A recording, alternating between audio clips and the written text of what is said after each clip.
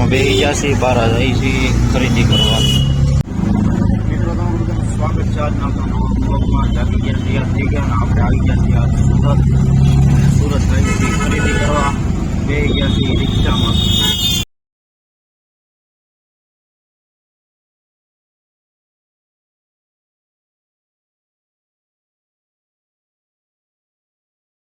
બરોડાની માર્કેટમાં બેઠો છું. થોડીક ભૂખ લાગી છે તો નાસ્તો કરવા આવી ગયા. થાકી ગયા છે કપડાં લઈ લઈને બહાર દુકાનમાંથી આવીને બેઠો છું બહાર. તો 2 કલાકથી હતો અંદર, હવે તડકો લાગે છે બહાર. રખડી ધરાઈ જશે ને હવે દિલીપ બાપુ આવ્યા છે લેવા. તો ફોન ન કરું, હું ગાડી લઈને ક્યાં આવું એમ. ગાડી નહોતી, હું ગાડીમાં આવે 4 જણા આવ્યો. ગાડીમાં કેમ આવું? આપણે કાકાના કારખાને નવીરા બેઠા હતા, હીરા જોતા હતા બેઠા બેઠા. ઘડીક હીરા જોયા પણ આપણને કઈ ટપો ન પડ્યો.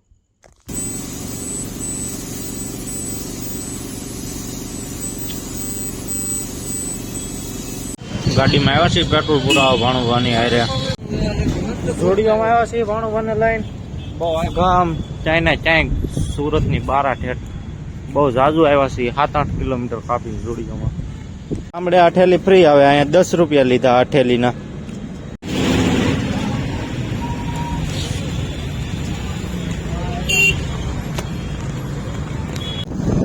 બીલા કાકા આવ્યા છે આપણને લેવા અને આપણે ગોળા ખોડાવા લઈ જાય છે બરફ દેશી ભાષામાં. ગામડે તો 5-5 વાળા ખાધા, અહીંયા હવે ઘરે ખાવું. બીલા કાકાનું મને ઘણું ગાડી આપે છે. 11:30 જેવું થઈ ગયું છે રાતના. આપણને બહુ કઈ સુરતનો અનુભવ નથી એટલે જ્યાં લઈ જાય ત્યાં જઈએ છીએ. કાંઈ વાંધો નહીં, દરેક હોય એમાં તો હાવ બેસે.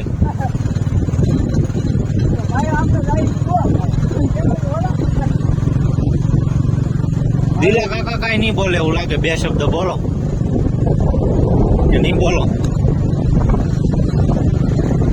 નહીં બોલે. નવા છે ને.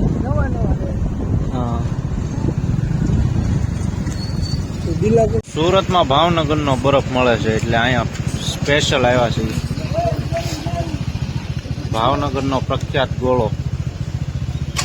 ગોળો કે ગોલો? હે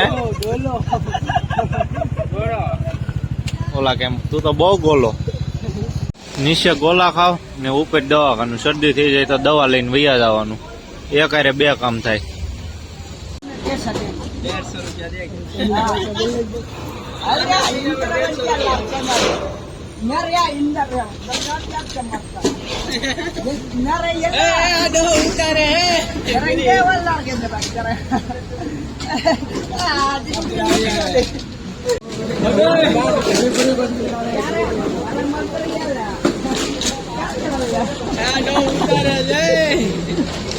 હા ભાઈ આવ્યા છે ક્યાંકથી બહાર, ક્યાંક બીજું જ બોલે. અમારી યારે જડ્યા અમને રડવે કે થોડી ઘણી કઈક મદદ કરો.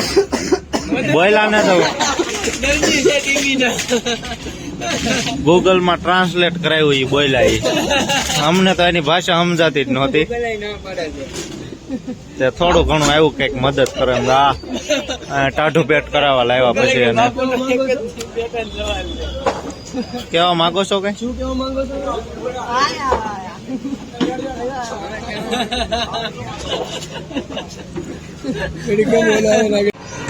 આવી ગયા છે ગોળો.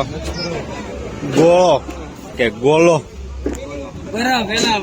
બરફ આવી ગયો છે ભાઈ, બરફ દેશી.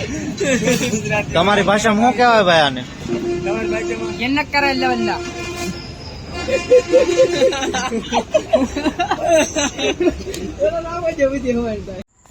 આવી ગયા છીએ રૂમે.